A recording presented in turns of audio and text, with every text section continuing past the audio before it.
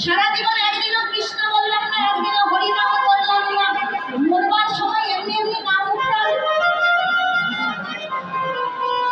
অজামিলের এসেছিল কেন? কারণ অজামিলের পুত্রের নাম ছিল নারায়ণ, ভগবানকে ডাকেনি, ডেকেছিল নিজের পুত্র।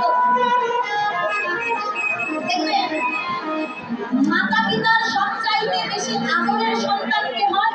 হয় বড় ছেলে, নয় ছোট ছেলে, তাই তো?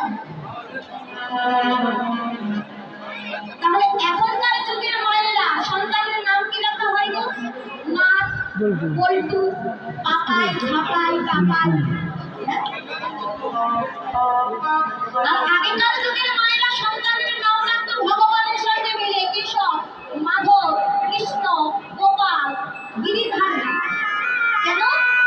কারণ যাওয়ার বেলায় ভগবানের নামটা স্মরণ না হলেও মায়াবদ্ধ জীবের নিজের সন্তানেরই নামটা ঠিক মনে করে। আর সন্তানের নাম তারা স্মরণ করলে ভগবানের নাম স্মরণ হবে। আর এখনকার যুগের মায়েরা এই যে বাবা সাজের প্রদীপ হাতে লইয়ে ছেলে বাইরে খেলা করছে, মা ডাকছে পাপাই পাপাই, মানে বাড়িতে পূর্ণতে ভরা আছে, পাপ আয়, পাপ এসে বাড়িটা ভরা, পাপ আয়, পাপকে ডেকে ডেকে আনছে। তাহলে মা নামটাও বুঝে শুনে রাখতে হবে, ঠিক আছে? কিন্তু এই যাবার বেলায় নাম খানা যদি স্মরণ করতে চাই কি করতে হবে জানেন?